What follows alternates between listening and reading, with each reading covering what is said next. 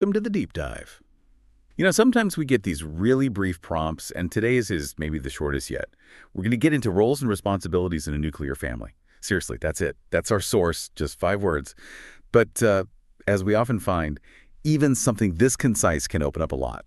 Okay, let's unpack this. Yeah, and what's fascinating here is just how packed that phrase is. It's Yeah. not laying out details, is it? It's more like a title, a concept dropped in front of us. So our mission really is to think about what's inside that concept. What does roles and responsibilities in a nuclear family actually make us consider? What does it imply? Exactly. And it really shows how focusing on a core idea can, get you thinking deeply pretty quickly. You don't always need a massive text. So let's get right to it. When you hear that phrase, roles and responsibilities in a nuclear family, it sort of splits in two, right? You've got Yeah. the nuclear family part and then the roles and responsibilities part. Why do you think those two get linked together so often? Well, if we just take the first bit, the nuclear family, generally speaking, we understand that to mean like parents and their dependent kids. It's a very recognizable unit in society, kind of a basic building block for many cultures. The source doesn't give us history or anything, just the term itself. But simply naming it brings the specific image to mind, doesn't it? A small, interconnected group. Right. A specific kind of group, and then you add roles and responsibilities. Now, that's where it gets really interesting for me because, defining roles and responsibilities, that happens in any group, right? Workplaces, teams, whatever. Right. It automatically makes you think about structure. Who does what? What's expected? hmm But does that idea take on a different, maybe heavier meaning inside a family? I think it absolutely can. Within that family context, roles. Well, that word might make you think of more traditional, maybe fixed positions, the breadwinner, the caregiver, established ways of operating. But then responsibilities, that seems more about the actual tasks, things that just need doing, day to day. Ah. So the phrase itself makes us wonder, does it imply those fixed roles or is it more open? Could it just be about dividing up the necessary responsibilities? That's a really key distinction. So roles could be the label, the who does this type of thing. Yeah, perhaps. But responsibilities are just the what, the jobs that need doing for the family to work. Exactly. What needs to get done? Hmm. So how do those two things work together? Or maybe could they clash in a family?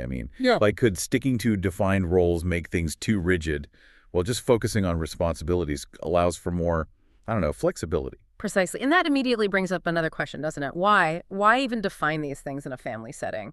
Is the point, theoretically, just to be efficient? Or is it about making sure things are clear, avoiding arguments, maybe? Or maybe harmony. Or harmony, yes. Okay. Or perhaps, is it about managing potential burdens or even inequalities that might creep in? The phrase itself, just by existing, kind of forces us to think about the tensions involved when you try to structure something so personal. Does trying to make things clear accidentally create, like, a power imbalance? Or is it actually essential for everyone feeling supported? So thinking about this for you, the listener, when you hear roles and responsibilities in a nuclear family, just as a concept, how does that land? Does it challenge how you already think about family? Or does it sort of confirm things, even without any specific examples given? Does it make you consider that balance between, say, structure and individual needs? Right. Or maybe how household tasks get shared, or, well, maybe don't get shared. It definitely pushes you to look at the assumptions we often don't even realize we have about families. Think about it. Does the whole idea of defined roles automatically suggest a certain hierarchy? Or is it just, practical, necessary for things to run smoothly? This very direct phrase prompts us to reflect on those underlying societal models that kind of shape what we expect from family life. So there we have it, just 5 words. Roles and responsibilities in a nuclear family. But by really digging into the concept, we've pulled out quite a bit about how we think about social structures, personal dynamics. It's about getting past just the words on the page and really grappling with the ideas underneath. Ideas about organization, expectation, and that whole complex dance of family. Indeed. And maybe a final thought to leave you with is this. The very existence of this topic tells us something. The fact that we even talk about roles and responsibilities in a nuclear family reflects certain societal values or assumptions, right? It invites you to keep observing not just what roles or responsibilities people talk about, but why we even frame family life in these terms. What unspoken rules or purposes do you maybe see now when you consider this simple phrase? That's a really powerful question to think about. Thank you for joining us on this deep dive.